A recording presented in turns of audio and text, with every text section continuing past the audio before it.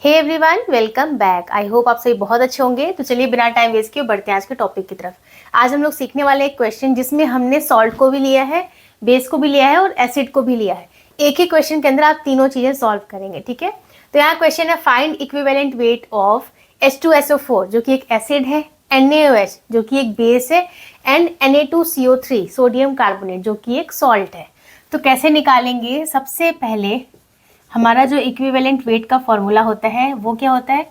Molecular weight divided by x.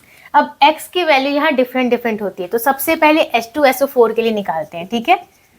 H2SO4 के लिए सबसे पहले निकाल रहे, तो इसका मॉलिक्यूलर वेट कितना हो जाएगा कैलकुलेट कर लेते हैं। हाइड्रोजन का एटॉमिक वेट होता है 1, 2 एटम है हाइड्रोजन के तो हो गया 2, प्लस सल्फर का एटॉमिक वेट होता है 32, प्लस ऑक्सीजन का एटॉमिक वेट होता है 16 और नंबर ऑफ एटम्स 4 हैं, तो 16 इंटू 4 कितना हो गया 64। ऐड कर लेते हैं, कितना हो जाएगा 98। तो मॉलिक्यूलर वेट आ गया H2SO4 का 98 डिवाइडेड बाई एक्स। एक्स की वैल्यू यहाँ क्या हो जाएगी? तो आपको मैंने बताया था कि एसिड के केस में क्या होता है, ये चेक करते हैं कि कितने नंबर ऑफ H+ आयन वो डोनेट कर सकता है सॉल्यूशन में, ठीक है। तो यहाँ पर कितने कर सकता है ये H2SO4 में? 2 हाइड्रोजन है, इट मीन्स यहाँ पर H2 को आप ऐसे लिख सकते हैं 2H, पॉजिटिव चार्ज है। कितने H+ आयन डोनेट कर रहे हैं? 2, तो यहाँ क्या हो जाएगा 98 डिवाइडेड बाई 2। सॉल्व कर लीजिए, कितना आ गया 49 ग्राम पर इक्विवेलेंट। ये आ गया आपका H2SO4 के लिए। बिल्कुल ऐसे ही अब निकालेंगे हम लोग NaOH के लिए, ठीक है। NaOH, अब इसके लिए मॉलिक्यूलर वेट क्या हो जाएगा, तो पहले वो कैलकुलेट कर लेते हैं। यहाँ पर देखिए सोडियम जो है इसका एटॉमिक वेट कितना होता है 23, तो यहाँ पे लिखिए 23, प्लस ऑक्सीजन का एटॉमिक वेट 16, प्लस हाइड्रोजन का एटॉमिक वेट 1, ऐड कर लेते हैं, कितना हो जाएगा 40, ठीक है। तो मॉलिक्यूलर वेट आ गया 40 डिवाइडेड बाई एक्स। एक्स की वैल्यू यहाँ क्या हो जाएगी? बेस के केस में एक्स की वैल्यू होती है कि कितने OH- आयन वो फर्निश कर रहा है, मतलब वो दे रहा है, ठीक है। तो OH- यहाँ पर कितना दे रहा है? ये 1 है इसके पास, ठीक है। तो 40/1 कितना आ गया 40 ग्राम पर इक्विवेलेंट। ये आ गया NaOH के लिए। नेक्स्ट हमें निकालना है सॉल्ट के केस के लिए Na2CO3।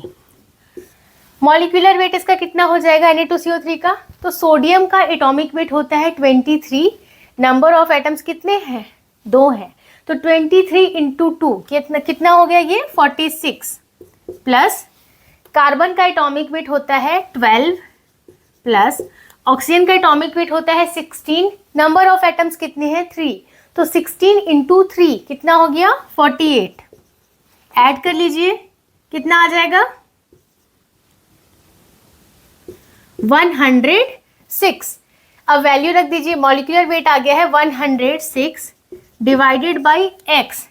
अब एक्स क्या होता है हमारा सॉल्ट के केस में कि कितने total number of positive charges हैं कटायन पे, ठीक है।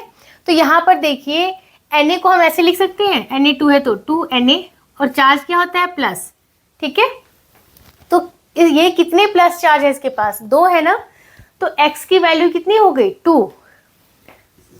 सॉल्व कर लीजिए, 53 ग्राम पर इक्विवेलेंट आ गया किसके लिए? Na2CO3 के लिए। तो इसी तरीके से आप एक ही क्वेश्चन के अंदर आज आपने एसिड का भी इक्विवेलेंट वेट निकालना सीखा, बेस का भी एंड सॉल्ट का भी। एसिड के केस में आपको H+ आयन का ध्यान रखना था, बेस के केस में OH- का, एंड Na2CO3 यानी सॉल्ट के केस में total number of positive charges का आपको ध्यान रखना है, और आप इजीली कोई सा भी इक्विवेलेंट वेट कैलकुलेट कर सकते हैं। So that's all for today. I hope आज का वीडियो आपको यूजफुल लगा होगा। इस वीडियो से रिलेटेड कोई सा भी डाउट आ रहा है आपके मन में तो आप मुझे कमेंट सेक्शन में पूछ सकते हैं। वीडियो पसंद आया है तो इसे लाइक कर दीजिए। चैनल को अगर अभी तक सब्सक्राइब नहीं किया है तो प्लीज़ सब्सक्राइब कीजिए। मैं मिलती हूँ आपसे नेक्स्ट वीडियो में, तब तक के लिए take care and bye bye.